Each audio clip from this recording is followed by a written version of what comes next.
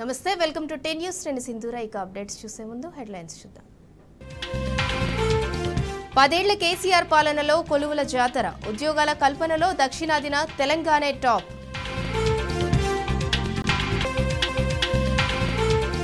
Medigadda repair ను పట్టించుకొని కాంగ్రెస్ సర్కార్ లక్షల ఎకరాల్లో ఎండిన పంట అన్నదాత ఆగం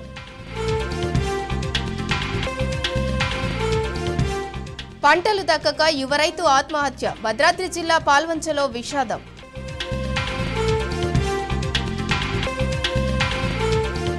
ఉపాధి కూలీల వేతనాల్లో అన్యాయం దక్షిణాదిన తెలుగు రాష్ట్రాల్లోనూ తక్కువ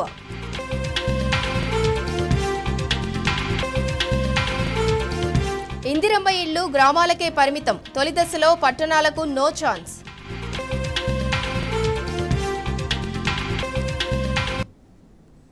రైట్ అప్డేట్స్ చూద్దాం బీఆర్ఎస్ పాలనలో తెలంగాణ కొలువుల కోనగా అవతరించింది కేసీఆర్ 10 ఏళ్ల పాలనలో ఉద్యోగాల జాతర కొనసాగింది పెద్ద ఎత్తున రాష్ట్రాల్లో ఉపాధి అవకాశాలు వెల్లువెత్తాయి ఉద్యోగ కల్పనే కాదు అన్నింటా అగ్రభాగాన నిలిచింది మన రాష్ట్రం దక్షిణ భారత్లో ఎక్కువ ఉపాధి అవకాశాలు కలిగిన రాష్ట్రాల్లో తెలంగాణ నంబర్ 1 గా నిలిచిందని అంతర్జాతీయ కార్మిక సంస్థ ILO నివేదిక ప్రకటించింది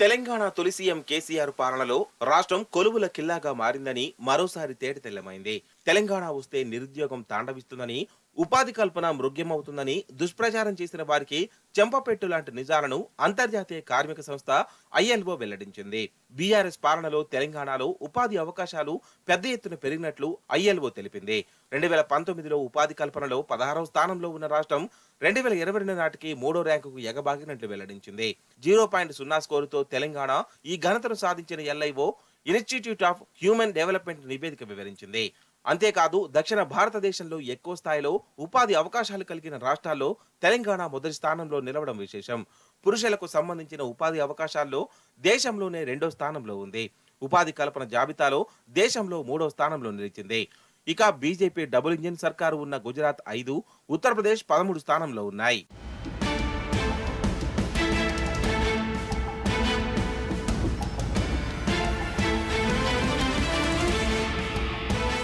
ఉమ్మడి రాష్ట్రంలో ఉపాధి కల్పనలో కాంగ్రెస్ కంటే మిన్నగా స్వరాష్ట్రంలో కేసీఆర్ ప్రభుత్వం నిలిచింది 2004 నుంచి 2014 వరకు కాంగ్రెస్ భర్తీ చేసిన ప్రభుత్వ ఉద్యోగాలు 24,086 మాత్రమే అందులో తెలంగాణ 10 జిల్లాల వాటా 42% అనుకుంటే మనకు దక్కినవి కేవలం 10,080 ఉద్యోగాలే అదే తెలంగాణ ఏర్పడిన తర్వాత అంటే 2014 నుంచి 2023 వరకు రాష్ట్రంలో భర్తీ చేసిన ప్రభుత్వ ఉద్యోగాల సంఖ్య 2.32 లక్షలు ఈ లెక్కన తెలంగాణలో కాంగ్రెస్ అధికారంలో ఉన్నప్పటితో పోలిస్తే బీఆర్ఎస్ అధికారంలోకి వచ్చిన తర్వాత సుమారు 23 రెట్లు ఎక్కువ ఉద్యోగాలు భర్తీ చేసింది కాంగ్రెస్ ఏడాదికి సగటున 1000 ప్రభుత్వ ఉద్యోగాలు భర్తీ చేస్తే బీఆర్ఎస్ పాలనలో 2014 తర్వాత ఏడాదికి సగటున 23,000 ఉద్యోగాలను భర్తీ చేసింది ఏ లెక్కన తీసుకున్నా బీఆర్ఎస్ సర్కార్ భర్తీ చేసిన ఉద్యోగాలతో పోలిస్తే కాంగ్రెస్ భర్తీ చేసిన ఉద్యోగాలు దరిదాపులో కూడా ఉండవు ప్రభుత్వ రంగంలోనే కాదు ప్రైవేట్ రంగంలోనూ 10 ఏళ్ల వ్యవధిలో అప్పటి బీఆర్ఎస్ ప్రభుత్వం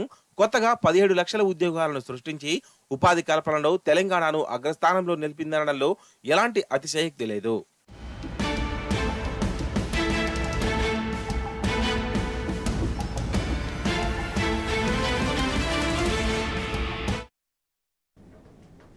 ఇందిరమ్మ ఇళ్లను గ్రామాలకే పరిమితం చేయాలని రాష్ట్ర ప్రభుత్వం యోచిస్తున్నట్లు తెలుస్తోంది తొలి దశలో గ్రామాలకే ప్రాధాన్యం ఇవ్వనున్నట్లు తెలుస్తోంది పట్టణ ప్రాంతాల్లో సొంత జాగా ఉన్నప్పటికీ కూడా ఇందిరమ్మ ఇళ్లను ఇవ్వరాదని నిర్ణయించినట్లు తెలుస్తోంది పేదలైనా తెల్ల కార్డు లేకుంటే ఇందిరమ్మ ఇళ్లు మంజూరు కాదనే అధికారులే చెబుతున్నారు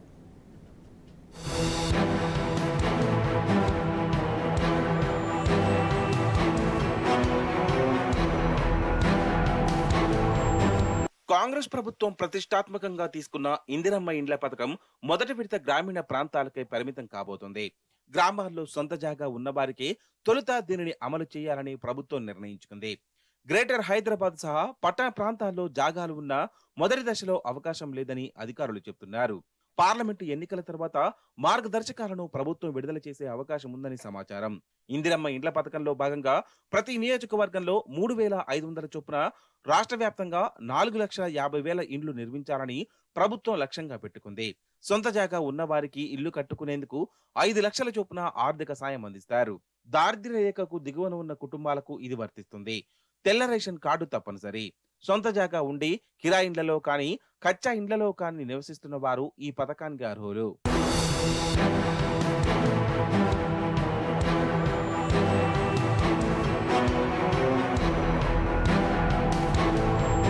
గ్రామ సభల్లో లబ్ధిదారులను గుర్తించిన తర్వాత జిల్లా ఇన్ఛార్జ్ మంత్రి ఆమోదంతో కలెక్టర్ ఇండ్లను మంజూరు చేస్తారు. కనీసం 400 చదరపు అడుగుల వైశాల్యంలో స్లాబ్ నిర్మాణం, అందులో వంటగది, మరుగుదొడ్డి తప్పనిసరిగా నిర్మించుకోవాలి. మహిళ పేరు మీద ఇల్లు మంజూరవుతుంది. పునాదులు పూర్తయ్యాక 1,00,000, రూఫ్ లెవెల్ వచ్చాక మరో 1,00,000, స్లాబ్ వేశాక 2 లక్షలు, మొత్తం పూర్తయ్యాక మిగిలిన 1,00,000 చొప్పున లబ్ధిదారుల బ్యాంకు ఖాతాలో జమ అవుతుంది.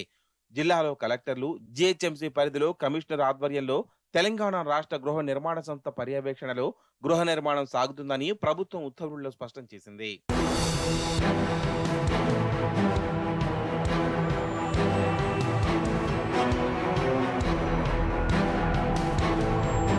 జిహెచ్ఎంసీ సహా పట్టణ ప్రాంతాల్లో పెద్ద సంఖ్యలో పేదలు బస్తీల్లో నివసిస్తున్నారు.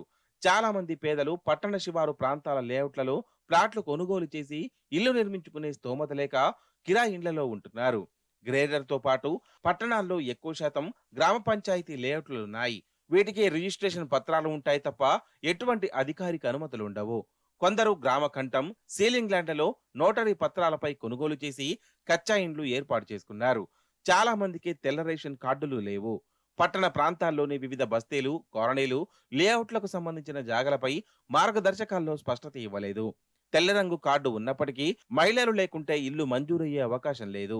ప్రభుత్వ మార్గదర్శకాల్లో ఇటువంటి పేదలకు సంబంధించి ఎటువంటి స్పష్టత ఇవ్వలేదు.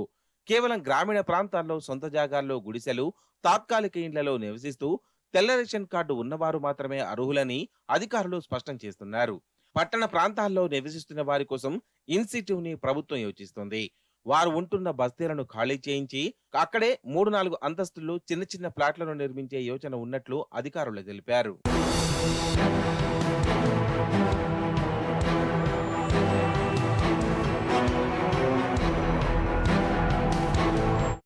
కాంగ్రెస్ లోక్సభ టికెట్ల ఎంపికపై బీసీ నేతలు అసంతృప్తితో రగిలిపోతున్నారు. ఖరారు చేసిన 13 స్థానాలకు 6 టికెట్లు రెడ్డిలకు కేటాయించడంపై మండిపడుతున్నారు. బీసీలకు ఇచ్చిన 3 సీట్లలోనూ 2 వలస నేతలకు కేటాయించడాన్ని తీవ్రంగా తప్పుపడుతున్నారు. మిగిలిన 3 స్థానాల్లో అయినా పార్టీ కోసం కష్టపడ్డ నేతలకు ఛాన్స్ ఇవ్వాలని అధిష్టానంపై ఒత్తిడి చేస్తున్నారు.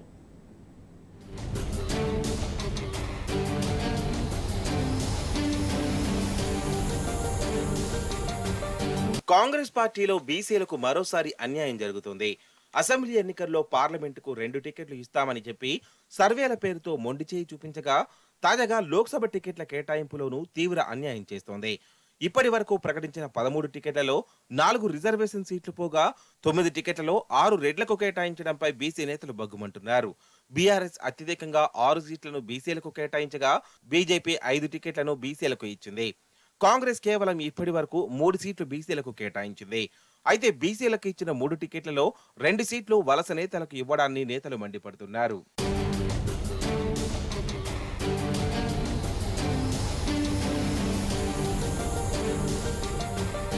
కాంగ్రెస్ పార్టీ కోసం ఎన్నో ఏండ్లుగా కష్టపడ్డ తమను కాదని పక్క పార్టీ నేతలకు ఎలా ఇస్తారని ప్రశ్నిస్తున్నారు. దానం నాగేందర్ కు టికెట్ ఇవ్వడంపై కాంగ్రెస్ పార్టీలో దుమారమే లేపుతుంది. రాజు యాదవ్ అనే కాంగ్రెస్ నేత ఏకంగా కోర్టు మెట్లెక్కడం పార్టీలో చర్చనీయాంశమైంది. ఎమ్మెల్యే పదవికి రాజీనామా చేయకుండానే ఎంపీ అభ్యర్థిగా ప్రకటించడాన్ని నేతలు తప్పుపడుతున్నారు. ఉమ్మడి రాష్ట్రంలో కాంగ్రెస్ లో బీసీలకు ఉన్న ప్రాధాన్యత ఇప్పుడు లేదని నేతలు వాపోతున్నారు. అటు బీసీలలో ఎక్కువ జనాభా కలిగిన గౌడ, యాదవ్ సామాజిక వర్గాలకు టికెట్లు ఇవ్వకపోవడాన్ని వారు జీర్ణించుకోలేకపోతున్నారు. యాదవ్ సామాజిక వర్గ నేతలు తమకు సరైన ప్రాధాన్యత లేదని ఆగ్రహంగా ఉన్నారు. ఇప్పటికే అనిల్ కుమార్ కు రాజ్యసభ మినహా యాదవులకు ఎలాంటి అవకాశాలు రాలేదని మండిపడుతున్నారు. ఇప్పటి వరకు భర్తీ చేసిన కార్పొరేషన్ చైర్మన్లలోనూ యాదవులకు అన్యాయమే జరిగిందని వాపోతున్నారు.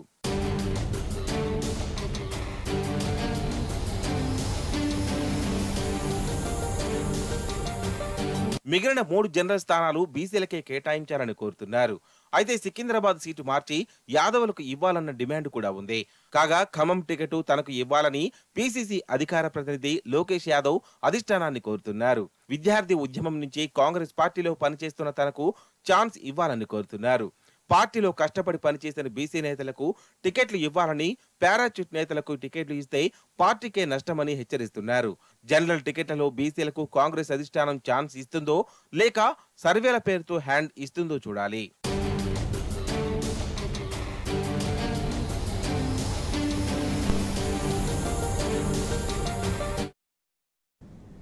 రాష్ట్రంలో కాంగ్రెస్ ప్రభుత్వ వైఫల్యంతోనే రైతుల కష్టాలు రెట్టింపు అయ్యాయని బీఆర్ఎస్ వర్కింగ్ ప్రెసిడెంట్ కేటీఆర్ చెప్పారు. సిరిసిల్ల జిల్లా తంగళ్లపల్లి మండలంలోని సారంపల్లి గ్రామంలో ఎండిపోయిన పంటలను పరిశీలించిన ఆయన రైతుల కష్టాలను అడిగి తెలుసుకున్నారు. ఇది కాలంతో వచ్చిన కరువు కాదని, కాంగ్రెస్ తెచ్చిన కరువు అని కేటీఆర్ తీవ్ర స్థాయిలో ధ్వజమెత్తారు. రాష్ట్రంలో ఎక్కడెక్కడైతే ఈరోజు కాంగ్రెస్ పార్టీ యొక్క నిర్లక్ష్య విధానాల వల్ల, కాంగ్రెస్ పార్టీ యొక్క పట్టింపు లేనితనం వల్ల ఇవాళ వ్యవసాయదారులకు, రైతులకు, పట్టదారులు కావచ్చు లేదా కౌలు రైతులు కావచ్చు, వాళ్ళు పడుతున్న ఇబ్బందులు గమనించి ఇప్పటికే 15-20 లక్షల ఎకరాల్లో ఎక్కడెక్కడైతే పంటలు ఎండిపోయినాయో ఆ రైతుల్లో భరోసా నింపడానికి, ధైర్యాన్ని ఇవ్వడానికి, అదేవిధంగా వారికి మేమున్నామని చెప్పడానికే ఈరోజు క్షేత్రస్థాయిలో మా పార్టీ నాయకులు అన్ని నియోజకవర్గాల్లో కూడా రైతుల దగ్గర పోతా ఉన్నారు, పర్యటనలు చేస్తూ ఉన్నారు. అందరినీ కూడా కలిసి వారిలో ఒక భరోసా నింపే ప్రయత్నం చేస్తున్నారు. రైతులు అడగలేదు, మిమ్మల్ని ఎవరు కూడా నిజానికి డిమాండ్ చేయలేదు. మేమే డిసెంబర్ 9 నాడు అధికారంలోకి వస్తున్నాం, ఇప్పటిదాకా లోన్లు తీసుకొని వాళ్ళు కూడా తీసుకోండి, నేను వెంటనే 2 లక్షల రూపాయల రుణమాఫీ చేస్తా అని చెప్పింది రేవంత్ రెడ్డి. మరి ఇప్పుడు 4 నెలలైనా కూడా రుణమాఫీ అనేది కనీసం ప్రస్తావన కూడా లేని పరిస్థితి ఈరోజు రాష్ట్రంలో చూస్తా ఉన్నాం. రుణమాఫీ చేయకపోగా బ్యాంకుల ద్వారా ఇవాళ రైతులకు లీగల్ నోటీసులు ఇచ్చి మీరు కడతారా సస్తారా అని మెడ మీద కత్తిపెట్టినట్టు వ్యవహారం మరొక దిక్కు చూస్తా ఉన్నాం. ఇంకా దుర్మార్గం ఏంటంటే కేసీఆర్ గారు ఆనాడు 7,000 కోట్ల రూపాయలు తాను అధికారం నుంచి ఎలక్షన్లకు ముందు దిగిపోయే ముందు రైతుల కోసం, యాసంగి పంట కోసం 7,000 కోట్లు మరి రైతు బంధు కోసం పెట్టిపోతే ఇవాళ ఆ మొత్తాన్ని కూడా, ఆ సొమ్మును కూడా రైతులకు ఇవ్వకుండా, రైతులకు ఇప్పటి వరకు రైతు బంధు ఇవ్వకుండా కాంట్రాక్టర్ల ఖజానాలు నింపడానికి, కాంట్రాక్టర్లకు పేమెంట్లు చేయడానికి ఒక చిల్లర వ్యవహారానికి కూడా తెరదీసింది ఈ కాంగ్రెస్ ప్రభుత్వం. ఈ అన్నింటికీ మించిన దుర్మార్గం ఏంటంటే ఇవాళ నిజంగా కూడా రైతులను చూస్తే గోసనిపిస్తున్నది. ఇక్కడ నేను కలిసిన రైతు పేరు పరశురాములు గారు. ఆయన కౌలు రైతు. ఒక 10 ఎకరాలు సారంపల్లి అనే గ్రామంలో తంగళ్లపల్లి మండలంలో కౌలుకు తీసుకున్నారు. కౌలుదారు కాబట్టి పట్టదారుకు మొదలే 60,000 రూపాయలు ఆయన కట్టినాడు. ఇవాళ ఆయన పరిస్థితి ఏంటంటే మొత్తం మేతకు తప్ప ఎందుకు పనికిరాని పరిస్థితి ఈరోజు ఈ పొలం తయారైంది. ఇవాళ నిజంగా కూడా సిరిసిల్ల జిల్లాలో, రాజన్న సిరిసిల్ల జిల్లాలో ఈ పరిస్థితి వచ్చిందంటే ఇది కాలం తెచ్చిన కరువు కాదు, ఇది కాంగ్రెస్ తెచ్చిన కరువు. ఈ మాట నేను స్పష్టంగా ఎందుకంటున్నా అంటే పోయిన సంవత్సరం ఇదే సమయంలో ఆనాడు కాళేశ్వరం నీళ్లతో మరి మేడిగడ్డ నుంచి నీళ్లెత్తిపోసి మిడ్మానేరు నింపి, మిడ్మానేరు నుంచి అన్నపూర్ణ, ఆ పైకి రంగనాయక సాగర్, అక్కడి నుంచి జిల్లెల చెరువు, ఆడికెళ్లి కింద ఉండే ఈ మొత్తం ఈ గ్రామాలన్నింటిలో కూడా సారంపల్లితో సహా, నేరేళ్లతో సహా, రామచంద్రాపూర్తో సహా, చిన్నలింగాపూర్తో సహా ఈ గ్రామాలన్నిటికీ నీళ్లు ఇచ్చింది ఆనాడు కేసీఆర్ ప్రభుత్వం. కానీ ఈరోజు రేవంత్ రెడ్డి వచ్చిన తర్వాత మేడిగడ్డలో 3 పిల్లర్లు కుంగిపోతే ఆయనకు 3 నెలలు 4 నెలలు ఇంకా కూడా ఆ 3 పిల్లర్లను రిపేర్ చేసేందుకు టైం సరిపోతలేదు. ఇలా 3 పిల్లర్ల దగ్గర గిన్న ఒక కాఫర్ డ్యాం కట్టి నీళ్లను ఇలా కిందికి ఉత్తగా సముద్రంలోకి వేస్ట్ గా పోతున్న నీళ్లను పట్టుకొని నీళ్లు గనక పైకి పంపింగ్ చేసింటే, ఈ 3 నెలల్లోనే ఆ పని చేసింటే ఇవాళ ఈ రైతుల పొలాలు ఎండకపోయిన మాట వాస్తవమా కాదా ఆలోచించమని చెప్పి నేను కోరుతున్నా. అందుకే నేను అనేది ఇది కాలం తెచ్చిన కరువు కాదు, ఇది కాంగ్రెస్ తెచ్చిన కరువు. కాళేశ్వరం మీద కడుపు మంటతో, కేసీఆర్ మీద కడుపు మంటతో మేడిగడ్డ రిపేర్ చేయకుండా 3 నెలలుగా నిర్లక్ష్య వైఖరి అవలంబించినందుకే ఇవాళ ఈ పొలాలు ఎండిపోయే పరిస్థితున్నది. 15-20 లక్షల ఎకరాల్లో ఇవాళ రైతులు బాధపడే పరిస్థితున్నది. ఎన్నికల్లో గెలిచిన వెంటనే రుణమాఫీ చేస్తామన్న కాంగ్రెస్ పార్టీ ఇప్పుడు ఆ మాటే ఎత్తటం లేదన్నారు కేటీఆర్. డిసెంబర్ 9న 2 లక్షల రుణమాఫీ చేస్తామని రైతులను నిండా మోసం చేశారన్నారు. ప్రభుత్వం ఎలాంటి నిర్ణయం తీసుకోకపోవడంతో బ్యాంకులు అన్నదాతలను పట్టి పీడిస్తున్నాయని కేటీఆర్ చెప్పారు. ఎన్నికల కమిషన్తో ప్రత్యేక అనుమతి పొంది వెంటనే రుణమాఫీ చేయాలని డిమాండ్ చేశారు. పరశురాములు గారు కౌలు రైతు. మరి రేవంత్ రెడ్డి చెప్పిండు కౌలు రైతులకు కూడా రైతు భరోసా ఇస్తా, రైతు కూలీలకు కూడా పైసలు ఇస్తా అన్నాడు. రుణమాఫీ లేదు, కౌలు రైతులకు పైసలు లేదు, రైతు కూలీల ముచ్చటనే లేదు. ఆఖరికి ముఖ్యమంత్రికి పంట పొలాలకు వచ్చి రైతులను పరామర్శించే తీరిక లేదు. ఇప్పటి వరకు గత 4 నెలలుగా చేసింది ఏంటంటే 14-15 సార్లు ఎక్కే విమానం దిగే విమానం అన్నట్టు ఢిల్లీకి జాతరలు చేసుడు యాత్రలు చేసుడు తప్ప ఇంతవరకు రైతు పొలాల దిక్కు చూసిన పాపాన కూడా ఈ ముఖ్యమంత్రి గాని ఆయన మంత్రులు గాని పోలేదు. అందుకే రాష్ట్ర ప్రభుత్వాన్ని మేము డిమాండ్ చేస్తా ఉన్నాం. మొదలు మీరు 2 లక్షల రుణమాఫీ డిసెంబర్ 9 నాడు చేస్తామని ఏ మాట అయితే ఇచ్చిండ్రో ఆ పని వెంటనే చేయండి. దానికి మీకు ఏ కోడు అడ్డం రాదు. అవసరమైతే ఎన్నికల కమిషన్ కు ప్రత్యేకంగా లేఖ రాయండి. ఇది మా ఎన్నికల హామీ, వెంటనే నెరవేర్చాలనుకుంటున్నాం. మేము ఈ వెంటనే చేసి రైతుల్లో భరోసా నింపాలనుకుంటున్నాం. ఇప్పటికే దాదాపు 200 మంది రైతులు ఆత్మహత్యలు చేసుకున్నారు. కాబట్టి ఈ విషయంలో ప్రభుత్వం వెంటనే స్పందించాలనేది మొదటిది.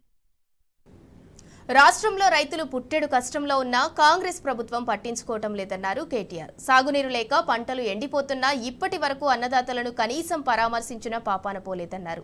రేవంత్ రెడ్డికి అన్నదాతల గోస పట్టదా అని కేటీఆర్ ప్రశ్నించారు. వెంటనే మంత్రులు ఎమ్మెల్యేలు ఎండిపోయిన పంటలను పరిశీలించి నష్టపరిహారం అందించాలని డిమాండ్ చేశారు. రెండవది ఖచ్చితంగా ఈ ప్రభుత్వం చేయవలసింది మీరిచ్చిన మాట ప్రకారం రైతు భరోసా ఏదైతే 15,000 రూపాయలని మీరు చెప్పినరో కేసీఆర్ 10,000 ఇస్తుండు, నేను 15,000 ఇస్తా అన్నావు. ఆ 15,000 కూడా ఇచ్చి మీరు మాట నిలబెట్టుకోవాలనేది రెండో డిమాండ్. మూడవది ముఖ్యమైనది కౌలు రైతులకు రైతు కూలీలకు పైసలు ఇస్తా అన్నావు, వెంటనే ఇవ్వాలని చెప్పి కూడా మేము డిమాండ్ చేస్తా ఉన్నాం. నాలుగవది రైతులకు ఎక్కడెక్కడైతే ఈరోజు పంట నష్టం జరిగిందో, మీ నిర్లక్ష్యం వల్ల పంట నష్టం జరిగిందో, మీరు నీళ్లు ఇవ్వకపోవడం వల్ల పంట నష్టం జరిగిందో, మీరు చెరువులు నింపకపోవడం వల్ల, మీరు వాగుల్లో నీళ్లు పంపు చేయకపోవడం వల్ల నష్టం జరిగిందో ఆ రైతులకు గతంలో కేసీఆర్ గారు ఉన్నప్పుడు ఎకరానికి 10,000 రూపాయలు ఇస్తూ ఒక గవర్నమెంట్ ఆర్డర్ తెచ్చిండు. అదన్నా నిలబెట్టు, లేదా నీకు మాకంటే ఎక్కువ ప్రేమ ఉంటే 10,000 కాదు 25,000 రూపాయలు ఎకరానికి నష్టపరిహారం ఇవ్వాలని చెప్పి కూడా నేను డిమాండ్ చేస్తున్నా. ఇక నష్టపోయిన పంట ఎట్లాగూ పోయింది, మరి మిగిలిన పంటనన్నా ఇప్పుడు కోతలు కోసే టైం వచ్చింది. నేను రేవంత్ రెడ్డిని డిమాండ్ చేస్తున్నా, పోయిన పంటకు నష్టం జరిగిన పంటకేమో ఎకరానికి 10,000 రూపాయల 25,000 రూపాయల ప్రభుత్వం నిర్ణయం తీసుకోవాలి, వెంటనే నష్టపరిహారం ఇవ్వాలి. పంట ఏదైతే కోతకొస్తున్నదో తొందరలో కొనుగోలు కేంద్రాలు ప్రారంభించాల్సిన అవసరం ఉంది. మీరే చెప్పినరు 500 రూపాయలు క్వింటాల్కు బోనస్ అన్నావు, మరి ఇప్పుడు వెంటనే క్వింటాల్కు బోనస్ అన్న ప్రకటించు. ఏ ఎన్నికల కమిషన్కు అవసరమైతే ప్రత్యేకంగా పోయి వాళ్ళకు ఉత్తరం రాసి ప్రత్యేకంగా కలిసి రైతులు కష్టాల్లో ఉన్నారు కాబట్టి చేయక తప్పడం లేదని చెప్పి వాళ్ళ పర్మిషన్ తీసుకొని వెంటనే మీ చిత్తశుద్ధి చాటుకోవాలని చెప్పి కూడా నేను రాష్ట్ర ప్రభుత్వాన్ని డిమాండ్ చేస్తున్నా. ఈ 6 డిమాండ్లు కూడా రాష్ట్ర ప్రభుత్వం వెంటనే మరి తక్షణమే దీని విషయంలో స్పందించాలి, ముందుకు రావాలి. రైతుల మీద ఏమాత్రం ప్రేమ ఉన్నా, ఈ ప్రభుత్వానికి ఏమాత్రం చిత్తశుద్ధి ఉన్నా వెంటనే స్పందించి ముందుకు రావాలని చెప్పి కూడా డిమాండ్. ఇవి bulletin updates. Keep watching tea news.